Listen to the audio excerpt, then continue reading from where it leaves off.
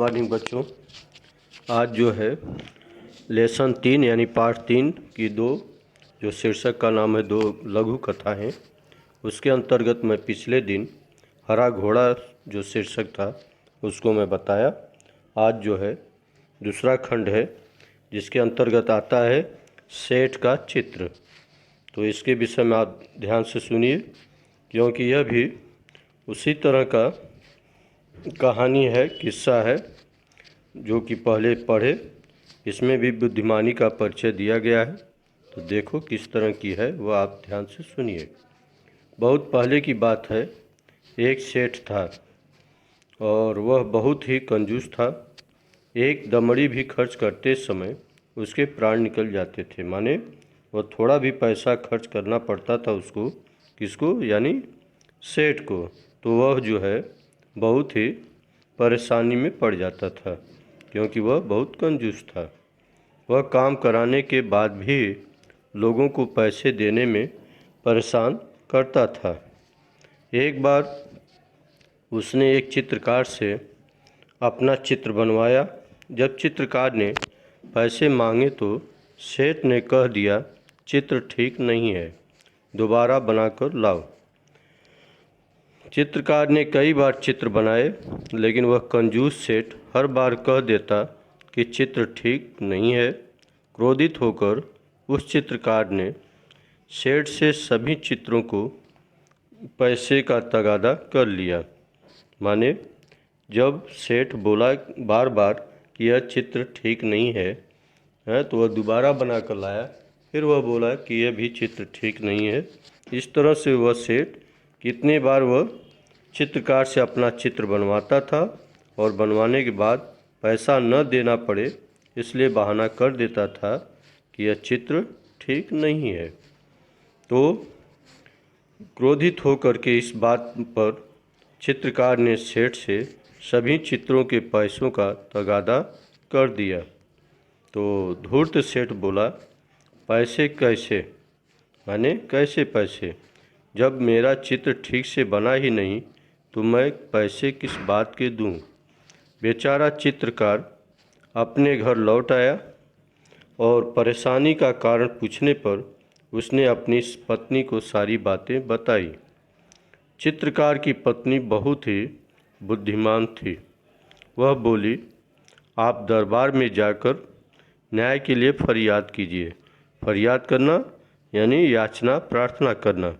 दरबार में माने कहाँ, बादशाह अकबर के दरबार में, जहाँ की नवरत्न में से एक रत्न बीरबल बुद्धिमानी रहता था। इसलिए उसकी पत्नी ने इशारा करके बोली कि आप अपना फरियाद जो है बादशाह अकबर के दरबार में जाकर कीजिए। चित्रकार बहुत उदास हो गया। वह मुंह लटका कर बैठ गया, क्योंकि वह सोच रहा था कि सेठ बड़ा आदमी है, मेरा कौन सुनेगा। इसलिए वह बोला कि सेठ बड़ा आदमी है, लोग उसी की बात को सच मानेंगे, यानी मानेंगे, उसी की बात सुनेंगे, भला मुझ जैसे गरीब का साथ कौन देगा। चित्रकार की पत्नी बोली, सबके बारे में ऐसा नहीं कर सकते। बादशाह अकबर बहुत दयालु है। वे भले ही पढ़े लिखे नहीं हैं, परंतु बड़े बुद्धिमान हैं। उनकी सहायता के लिए दरबार में 9 रत्न हैं। आप वहाँ जाइए, आपको न्याय जरूर मिलेगा। दूसरे दिन चित्रकार बादशाह अकबर के दरबार में गया और पूरा किस्सा सुना दिया। किस्सा माने कहानी सुना दिया। बादशाह अकबर ने चित्रों को लेकर सेठ को दरबार में बुलवा लिया और बादशाह ने सभी चित्र को गौर से देखकर कहा, तुम्हारे इन चित्रों में क्या कमी है। तब सेठ बोलता क्या है, हुजूर, हुजूर माने साहब, इनमें से एक भी चित्र हूबहू मेरे चेहरे जैसा नहीं है।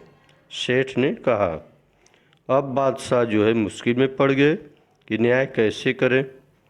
बड़ी देर तक विचार करते रहे, माने सोचता रहा। जब उसे कुछ समझ में नहीं आया, किसको नहीं आया, माने बादशाह को, तो बीरबल से न्याय करने को कहा। बीरबल ने सारी बातें ध्यान से सुनी और तुरंत समझ गए कि सेठ चेहरा बदलने में निपुण है। निपुण माने होशियार है, चालाक है। चित्रकार को पैसे न देने पड़े इसलिए वह नाटक कर रहा था और उसको सही रास्ते पर लाना जरूरी है।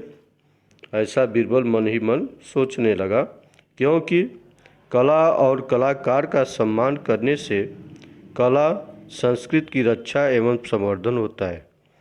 बीरबल के मन में यह आया कि अगर कलाकार का अगर सम्मान किया जाएगा तभी जा कर के कला की संस्कृति की रक्षा होगी और उसमें संवर्धन होगा। संवर्धन होना माने विकास होना। इसलिए कला में निपुण कलाकारों की इज्जत जहाँ होती है वह देश विश्व में विख्यात होता है। मैंने बीरबल वो सोच रहा था कि जिस देश में कलाकारों की इज्जत होती है उस देश का नाम जो है विश्व में फैलता है। इसलिए बीरबल ने चित्रकार से कहा, तुम्हारे चित्र में सचमुच बहुत कमियां हैं। माने अब उसको भ्रम में डालने के लिए, सेठ को भ्रम में डालने के लिए बीरबल जो है ऐसा एक तरकीब सोचा और बोला किससे, चित्रकार से, कि तुम्हारे चित्रों में सचमुच माने सही में बहुत कमियां हैं। 3 दिन बाद इस सेठ का हूबहू माने जैसे का तैसा चित्र बनाकर दरबार में ले आना। तुम्हें जैसे चित्र बनाकर लाओगे तो सारे पैसे आपको मिल जाएंगे। और सेठ तुम भी दरबार में आकर चित्रकार को पैसे दे देना। सेठ घर चला गया। बीरबल ने चित्रकार से कहा, 3 दिन बाद तुम दरबार में एक बड़ा सा दर्पण लेकर उपस्थित हो जाना। दर्पण माने शीशा। शीशा किसको लाने को बोला बीरबल? चित्रकार को। और 3 दिन बाद जो है चित्रकार दरबार में आया और सेठ के सामने दर्पण रखकर बोला, हाँ सेठ जी, आपका चित्र तैयार है। सेठ अपना प्रतिबिंब देखकर बोला, परंतु यह तो दर्पण है। माने सेठ अपना प्रतिबिंब मतलब चित्र देखा और बोलता है कि यह तो दर्पण है, शीशा है, नहीं यही तो असली चित्र है। माने बीरबल ने बोला कि नहीं यही तो असली चित्र है। फिर बीरबल ने पूछा, सेठ जी यह तो तुम्हारा ही रूप है या नहीं? तो सेठ बोला, जी हाँ। सेठ अपनी चालाकी पकड़े जाने पर बहुत लज्जित हुआ। उसने चित्रकार को उसका मेहनताना माने मजदूरी दे दिया और चित्रकार सभी को धन्यवाद देकर चला गया। इस प्रकार जो है बीरबल ने बादशाह के सामने जो है अपनी बुद्धिमानी का परिचय देते हुए न्याय करने में सक्षम हुआ। और बीरबल के न्याय से बादशाह जो है अकबर बहुत ही खुश हुआ। और बादशाह अकबर की प्रत्येक समस्या का समाधान बीरबल अपनी बुद्धिमानी से फटाफट कर देते थे। यहाँ भी बीरबल ने दूध का दूध और पानी का पानी कर दिखाया। इस तरह से जो है यह लेसन आपको जो है यह दर्शाता है कि बीरबल जो है एक नवरत्नों में से बहुत ही बुद्धिमान मंत्री था, जो कि राजा की हर समस्या का समाधान आसानी से करता चला जाता था। तो यहाँ भी जैसे हरा घोड़ा लाने को जब बोला गया था तो बीरबल ने बड़े ही बुद्धिमानी से स्वीकार कर लिया और 7 दिन बाद हरा घोड़ा ला करके दिखाने का प्रयास किया। तो अकबर भी उस समय भी विस्मित हो गए। माने विस्मित होना मतलब आश्चर्यचकित हो गए और बोले कि हरा घोड़ा विश्व में होता ही नहीं है, तो ये लाया कैसे? लेकिन जिस प्रकार से वह आदेश दिया उसी प्रकार से वह अपनी बुद्धिमानी का परिचय देते हुए बीरबल ने हरा घोड़ा दिखाने का प्रयास किया। तो उसकी बुद्धिमानी का मात अकबर को झेलना पड़ा। उसी तरह से यहाँ भी जो है सेठ को जो है बीरबल के सामने अपनी गलती को जो है स्वीकार करना पड़ा, यानी मात खाना पड़ा। इस तरह से यह जो है पाठ सिर्फ यह दर्शाता है कि अकबर बादशाह के ज़माने में बीरबल एक निपुण, बुद्धिमान और चतुर जो है मंत्री था, जो कि हर समस्या का समाधान अपने बुद्धि से खोज निकालता था और सबको संतुष्ट करता था। इस तरह से लेसन कंप्लीट हो रहा है, जिसके अंतर्गत आपको कुछ शब्द आते हैं, जिसमें जैसे पढ़ते समय आपको हिंदी लगेगा लेकिन यह उर्दू शब्द है, जैसे फरियाद, खिस्सा है, हूबहू, यह सब उर्दू शब्द है। मेहनताना, और इसका हिंदी होता है याचना, प्रार्थना। किस्सा माने कहानी, हूबहू माने जैसे का वैसा, मेहनताना माने पारिश्रमिक, पारिश्रमिक मतलब मेहनत, मजदूरी। और इसमें दो जो है ग्रामर का शब्द है, एक है कहावत और दूसरा है मुहावरे। कहावत और मुहावरों में ज़मीन आसमान का अंतर होता है। जैसे दूध का दूध, पानी का पानी, यह एक प्रकार का कहावत है जिसका अर्थ होता है सही न्याय करना।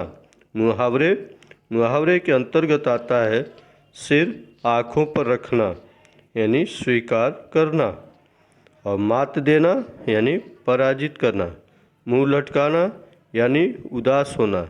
इस तरह से यह जो है आपको लेसन पढ़ोगे तो इसमें कौन कौन सा शब्द है, उर्दू शब्द और कहावत, मुहावरे, इस प्रकार से जो है यह सब है। हर लेसन में आपको ऐसे कुछ शब्द मिलेंगे जिसका पढ़ने में लगेगा कि हिंदी शब्द है लेकिन रहता है उर्दू, और उसका अर्थ जो है दोनों का एक ही होता है। और कहानी के माध्यम से यह स्पष्ट हो गया कि जब कोई बुद्धिमानी से कार्य करता है तो कोई भी कार्य करने में वह आसानी से सफल हो जाता है। इस तरह से यह लेसन कंप्लीट होता है। आज के लिए इतना ही। धन्यवाद।